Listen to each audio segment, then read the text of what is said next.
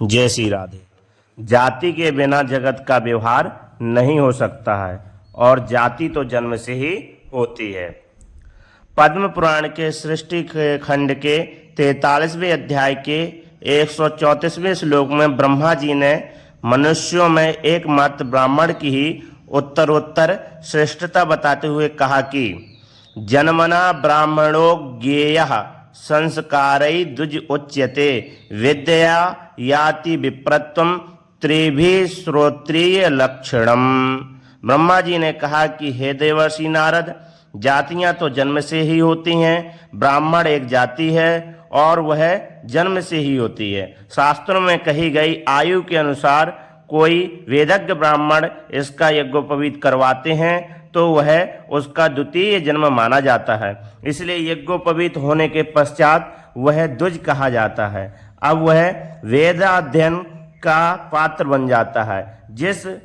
जब किसी ब्राह्मण का यज्ञोपवीत संस्कार नहीं होता है या हो भी जाता है, यदि वह वेदाध्ययन करने में सामर्थ्य नहीं होता है और क्षत्रिय के समान रक्षक और वैश्य के समान व्यवसायी हो जाता है तो वह जाति से तो ब्राह्मण ही रहता है, क्योंकि बिना जाति के तो पशुओं में भी भेद नहीं रह जाएगा। जैसे पशुओं में मनुष्यों के समान कर्म न होने पर भी अज्ञान के कारण पशु जाति होती है, इसी प्रकार ब्राह्मण को यदि ज्ञान नहीं होता है तो वह ब्राह्मण जाति का तो रहेगा ही। आजीविका के लिए किसी अन्य जाति के व्यवसाय को करेगा तो वह उस जाति का नहीं हो जाता है। मात्र कर्म करने से जाति परिवर्तित नहीं होता है, क्योंकि जाति के अनुसार स्वभाव भी होता है। स्वभाव का परिवर्तन तो ज्ञान और भक्ति से ही होता है। कर्म करने से किसी का स्थायी रूप से स्वभाव परिवर्तित नहीं हो सकता है। मनुष्य के कर्म बदलते रहते हैं तो जाति भी बदलती रहेगी। यदि किसी काल में वह रोगग्रस्त हो जाता है तो कर्महीन हो जाएगा तो उसकी जाति नहीं नष्ट होती है। जब तक शरीर रहेगा तब तक उसकी जाति भी रहेगी, स्वभाव भी जाति के अनुसार ही रहेगा। समूह का ग्रहण करने के लिए ही जाति होती है। जहाँ अनेकों में एक की ही प्रकारता होती है वहाँ सभी का ग्रहण करने की जाति होती है। जाति के बिना समूह का ग्रहण नहीं होता है। ब्राह्मण का यज्ञोपवीत संस्कार होने के कारण ही द्विज कहा जाता है। यज्ञोपवीत संस्कार होने के पश्चात ब्राह्मण यदि वेद विद्या को प्राप्त कर लेता है तो उसी ब्राह्मण को विप्र शब्द से कहा जाता है। यदि यज्ञोपवीत संस्कार तथा दोनों वेदों का ज्ञान हो जाए तो उसी ब्राह्मण को श्रोत्रिय शब्द से कहा जाता है। ब्राह्मण, विप्र और श्रोत्रिय इन तीनों शब्दों का उपयोग एक ही ब्राह्मण के लिए किया जाता है। इस मनुष्य जाति में ब्राह्मण, क्षत्रिय, वैश्य और शूद्र इन चारों जातियों में ब्राह्मण, क्षत्रिय, वैश्य इन तीनों में ही धर्म, अर्थ, काम और मोक्ष इन चारों पुरुषार्थों को प्राप्त करने की क्षमता जन्म से ही होती है। क्षत्रिय और वैश्य इन दोनों में से भी क्षत्रिय में क्षमता अधिक होती है। वैश्य और शूद्र इन दोनों में भी वैश्य में अधिक क्षमता होती है। ब्राह्मण, क्षत्रिय, वैश्य इन तीनों से कम क्षमता शूद्र शरीर में होती है। इसीलिए मनोबल तथा बुद्धि बल की प्रधानता भी जातिगत ही होती है। जाति का स्वभाव भी उत्पत्ति स्थान के अनुसार ही होता है। ब्राह्मण की उत्पत्ति भगवान विराट के मुख से हुई है, इसीलिए ब्राह्मण का स्वभाव और सामर्थ्य मुख के समान ही होता है।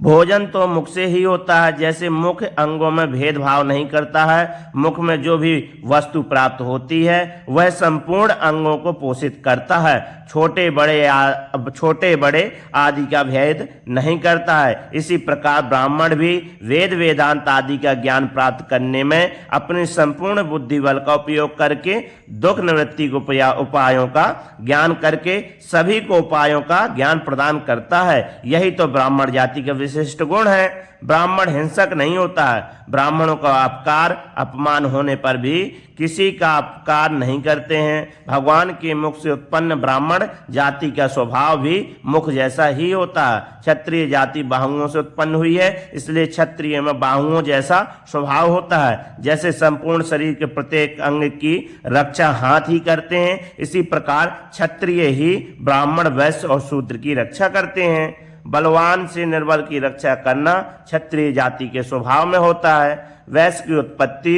उरु अर्थात जंघों से है।